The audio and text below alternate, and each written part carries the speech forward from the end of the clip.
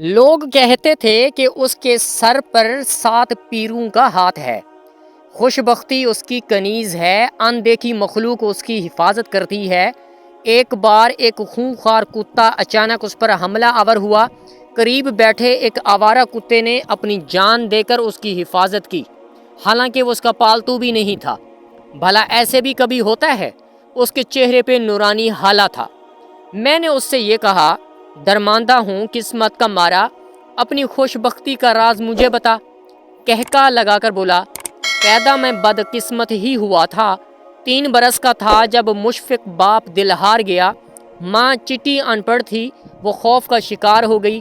ایک کمرے کا مکان تھا، اس پر قرض لیتی رہتی، مجھے سامنے بٹھا لیتی، محبت پاش نظروں سے دیکھتی رہتی۔ قریب چچی کا گھر تھا، پڑھا لکھا، فصیح و بلیغ اور محنتی خاندان۔ چچی میری ماں سے کہتی، محنت اور دعا سے تقدیر بدلتی ہے، اپنے بیٹے کے لیے ہاتھ اٹھا، جملے بدل بدل کر دعا مانگ۔ ماں حیرت سے اسے دیکھتی رہتی، گھر آتی تو مجھے سامنے بٹھا لیتی۔ کئی بار دعا مانگنے کی کوشش کی، لفظ سے لفظ نہ جڑتا۔ در حقیقت اس بیچاری کے پاس کوئی لفظ تھا ہی نہیں، دعا وہ کیا مانگتی؟ میں بڑا ہو رہا تھا، کئی بار کام کرنے کی کوشش کی، بدقسمتی کی شدت ایسی تھی کہ جس چیز کو ہاتھ لگاتا مٹی ہو جاتی، نقصان کمر توڑ دیتا۔ کچھ عرصہ مستری کے ساتھ اینٹیں جوڑتا رہا۔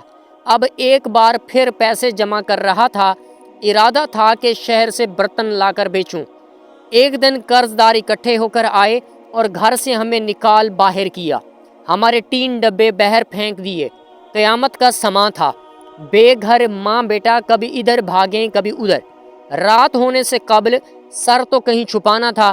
آخر ماسی رضوانہ کو رحم آیا، اوپر والا کمرہ خالی تھا مگر سیڑھی نہ بنی تھی۔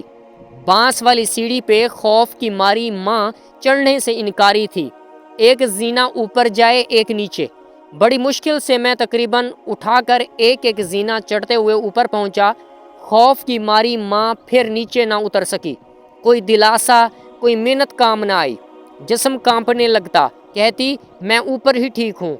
3 دن گزر گئے، میں جانتا تھا کہ وہ دھوپ کو ترس رہی ہے، میں جانتا تھا وہ تازہ مکئی کے گرم دانے کھانے کو ترس رہی تھی، کنویں پر عورتوں سے بات کرنے کو وہ بے تاب تھی۔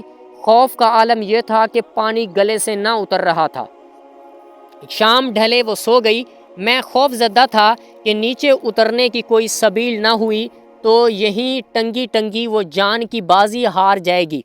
میری زندگی میں پھر کیا بچے گا؟ پہلی بار میرے اندر کا مرد انگڑائی لے کر بیدار ہوا۔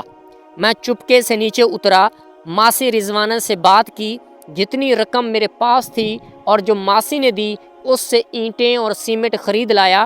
خاموشی سے رات بھر اینٹ پہ اینٹ رکھتا رہا۔ وہ پھٹنا شروع ہوئی تو سیڑھی مکمل ہوئی۔ میرا کل سرمایہ، مستقبل کے سارے خواب اس سیڑھی کے نظر ہو گئے تھے۔ پیسے ختم ہو چکے تھے، دل میں مگر ایک ترنگ تھی۔ سوچ رہا تھا ماں کو نیچے اتار کر دھوپ میں بٹھاؤں، مکئی کے گرم دانے کھلاؤں، کنویں کا تازہ پانی پلاؤں۔ آخر میں اوپر گیا اور ماں کو اٹھایا۔ نیچے جانے کا سن کر وہ پھر کانپنے لگی۔ جیسے ہی باہر نکلی تو اس کی پہلی نظر سیڑھی پہ پڑی۔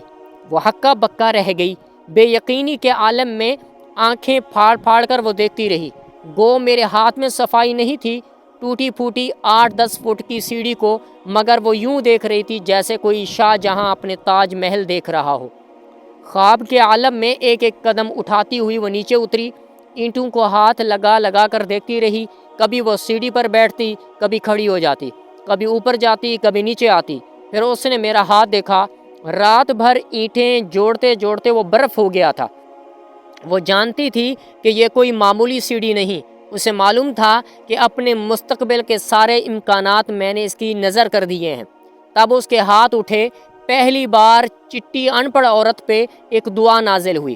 بہتے ہوئے آنسوں کے درمیان بولی، میرا پتر جیویں تیں میکوں پوڑی لائیے، اللہ تیکوں پوڑی لاوے۔ میرے بیٹے، جس طرح تو نے مجھے سیڑھی لگائی، اللہ تجھے سیڑھی لگائے۔ میرا سارا خوف یہ سیڑھی کھا گئی تھی۔ مجھ پر توکل نازل ہو رہا تھا، مجھ پر دانائی نازل ہو رہی تھی، مجھ پر عجیب طرح کا اعتماد نازل ہو رہا تھا۔ میں سرمستی کے عالم میں تھا، میں اپنے آپ میں نہیں تھا۔